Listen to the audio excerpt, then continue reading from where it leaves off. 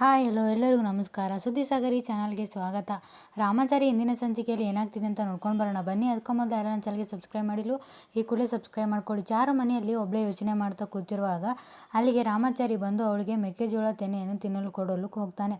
ಆಗ ಅವಳು ಯಾವುದೇ ಯೋಚನೆಯಲ್ಲಿದ್ದರಿಂದ ಅದಕ್ಕೆ ರಾಮಾಚಾರಿ, ಇದೇನು ಚಾರು ಮೇಡಮ್ ಹೀಗೆ ಕುಳಿತಿದ್ದೀರಾ? ನಿಮ್ಮ ಸಲುವಾಗಿ ನಾನು ಎಲ್ಲ ಕಡೆ ಹುಡುಕಾಡಿ ಮೆಕ್ಕೆಜೋಳ ತಂದಿದ್ದೀನಿ. ನಾನು ಬಡವ, ನನ್ನ ಕೈಲಿ ಇಷ್ಟೇ ತಂದು ಕೊಡಲಿಕ್ಕೆ ಆಗೋದು.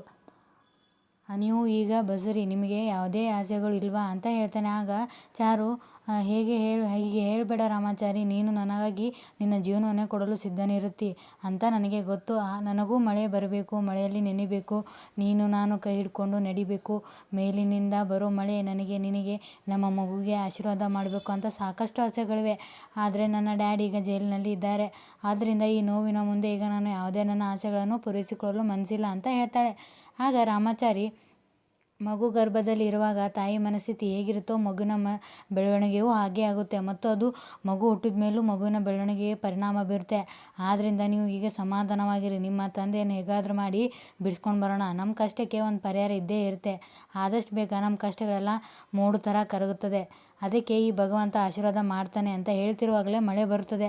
ಅದನ್ನು ಕಂಡು ರಾಮಾಚಾರಿ, ಚಾರು ಮೇಡಮ್, ದೇವರು ನಿಮಗೆ ಆಶೀರ್ವಾದ ಮಾಡಿದ್ದಾನೆ. ನೀವು ಆಸೆ ಪಟ್ಟ ಹಾಗೆ ಮಳೆ ಬಂತು.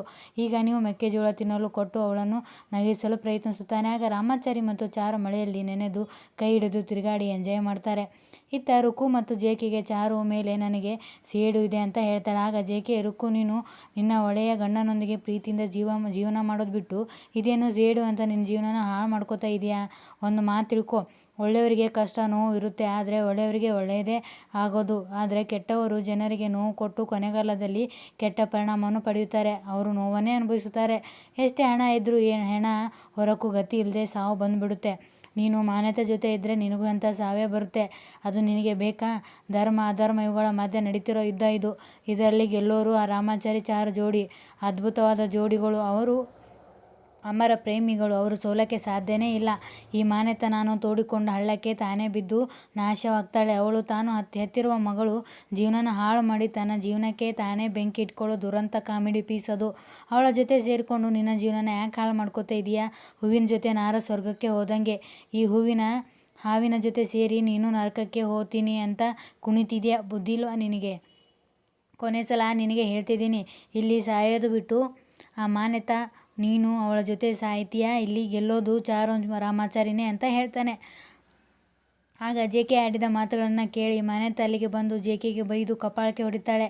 ಇತ್ತ ರಾಮಾಚಾರಿ ಮನೆಯ ಗಾರ್ಡನ್ನಲ್ಲಿ ಮುರಾರಿ ಮತ್ತು ಅಜ್ಜಿ ಕುಳಿತುಕೊಂಡಿರುವಾಗ ಅಲ್ಲಿಗೆ ರಾಮಾಚಾರಿ ಮತ್ತು ಚಾರು ಬಂದು ರಾಮಾಚಾರಿಯು, ಅಜ್ಜಿ, ನಾವು ಚಾರುನ ಆಸ್ಪತ್ರೆಗೆ ಚೆಕಪ್ಗೆ ಕರ್ಕೊಂಡು ಹೋಗ್ತಿದ್ದೀನಿ ಅಂತ ಹೇಳ್ತಾನೆ. ಆಗ ಅಜ್ಜಿ, ಗಾಡಿಯಲ್ಲಿ ಹೋಗಬೇಡ್ರಿ, ರಸ್ತೆ ಸರಿ ಇಲ್ಲ.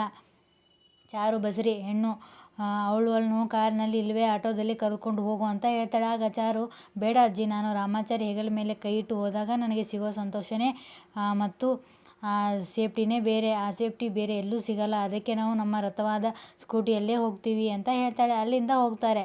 ಇತ್ತ ಸೆಕ್ಷನ್ ರಾಜಿ ಎನ್ನುವ ಒಬ್ಬ ಕೆಟ್ಟ ಹೆಣ್ಣುಮಗಳಿಗೆ ರಾಮಾಚಾರಿಯ ಬಗ್ಗೆ ಎಲ್ಲ ಮಾಹಿತಿ ಹೇಳಿದ್ರಿಂದ ಅವಳು ಬಂದು ರಾಮಾಚಾರಿ ಎಲ್ಲ ಮಾಹಿತಿ ಹೇಳಿ ಈಗ ಅವನು ಆಸ್ಪತ್ರೆಯಲ್ಲಿದ್ದಾನೆ ಎನ್ನುವ ಕುರಿತು ಎಲ್ಲ ಮಾಹಿತಿಯನ್ನು ಹೇಳ್ತಾಳೆ.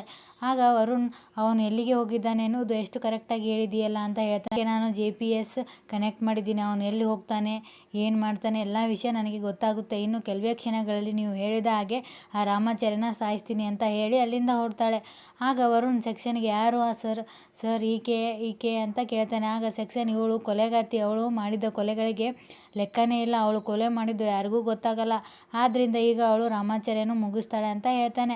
ಇತ್ತ ರಾಮಾಚಾರಿ ಮತ್ತು ಚಾರು ಇಬ್ಬರು ಆಸ್ಪತ್ರೆಗೆ ಹೋಗಿ ಮರಳಿ ಸ್ಕೂಟರಲ್ಲಿ ಬರುತ್ತಿರುವಾಗ ಅಲ್ಲಿಗೆ ಸೆಕ್ಷನ್ ಕಳಿಸಿದ ರಾಜಿ ಇವಳು ನಾಟಕ ಆಡ್ತಾ ತನ್ನ ಮೈಮೇಲೆ ಇರುವ ಬಟ್ಟೆಗಳನ್ನು ಹರಿದುಕೊಂಡು ಹಿಂದೆ ಅವಳ ಬೆನ್ನಟ್ಟಿರುವ ಗುಂಡಾಗಳಿಂದ ನಮ್ಮನ್ನು ರಕ್ಷಿಸಿ ಸರ್, ಅವರು ನನ್ನನ್ನು ಕೊಂದು ಬಿಡ್ತಾರೆ ಅಂತ ರಾಮಾಚಾರಿ ಸ್ಕೂಟ್ರಿಗೆ ಅಡ್ಡಲಾಗಿ ನಿಲ್ತಾಳೆ. ಆಗ ಅಲ್ಲಿಗೆ ಗುಂಡಾಗಳು ಬಂದು, ಈ ಕಡೆ ಯಾರಾದರೂ ಹೆಂಗಸು ಬಂದ್ರಾ ಅಂತ ಕೇಳ್ತಾರೆ. ಆಗ ಚಾರು ಮತ್ತು ಅವರು ಆ ಕಡೆ ಹೋದ್ರು ಅಂತ ತೋರಿಸ್ತಾರೆ. ಆಗ ರಾಮಾಚಾರಿ ಮರೆಯಾಗಿ ನಿಂತುಕೊಂಡ ರಾಜಿಗೆ, ಅಮ್ಮ, ಅವ್ರು ಹೋದ್ರು, ನೀವು ಬನ್ನಿ ಅಂತ ಕರೆದು, ಯಾರು ನೀವು ಅಂತ ಕೇಳ್ತಾನೆ. ಆಗ ಅವಳು, ಆ ಗುಂಡಾಗಳು ನವದೀಪ್ ಸೆಕ್ಷನ್ ಕಡೆಯವರು ಸರ್, ಅವರಿಂದ ನನಗೆ ಭಯ ಇದೆ, ನಾನು ಅಪಾಯದಲ್ಲಿದ್ದೀನಿ, ಅವರು ಮತ್ತೆ ಬಂದು ನನ್ನನ್ನು ಕೊಲ್ತಾರೆ ಅಂತ ಹೇಳಿ ನಾಟಕ ಮಾಡ್ತಾಳೆ.